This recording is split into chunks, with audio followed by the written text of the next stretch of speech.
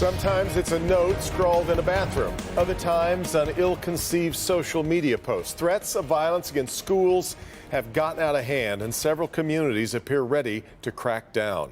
And we're going to start there tonight at 6. The Macomb County prosecutor and the Oakland County sheriff among the local leaders who say something has to be done. Yeah, we saw the problem surface again today, I should say. Sky 4 was over 2 different schools, one an elementary school in Novi, the other a high school in Lyon Township, where police were on scene checking to make sure the school was safe.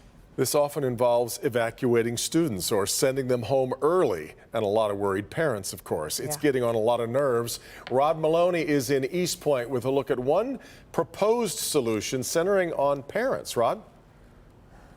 Yeah, Devin, you know, they've had the problem here in East Point, too, and very recently they had an arrest last year. And George Rohib, the head of public safety here in the city of East Point, is saying, look, enough is enough. We've got to change this. We need to hold parents accountable for the bad behavior of the kids. When a kid makes a threat on social media to blow up the school or to shoot somebody, you have to investigate it, and it takes a lot of resources. Rohib told us that last month he used all 5 of his detectives all day, essentially pushing all other work aside to deal with a bogus threat. They get 80 to 100 police calls a day here. We just had one about a month ago, and I probably tied up about 5 detectives most of the day, interviewing people, pulling search warrants. So the chief went before East Point City Council last night, hoping it would vote to charge parents the police department's costs in such situations.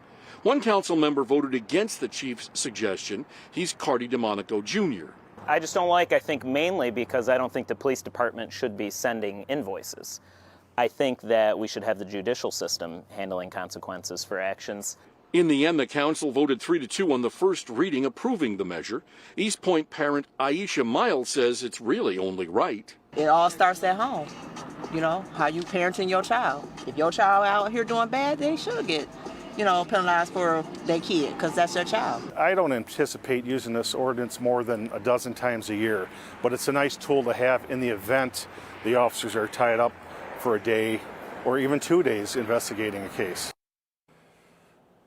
And so Rohib says that it's the finance department that actually sends out the invoices. And more than that, he's saying that he hopes that the council goes ahead and gives the second reading in a couple of weeks and gives them the same 3-2 vote. In the meantime, prosecutor Pete Lucido, whom you mentioned off the top, is saying, look, we need to go before judges and ask them to make sure that the parents pay for these kinds of things. He's going to be pushing for that. He's also pushing for a hotline for students to call ahead and sort of self-police in this whole situation.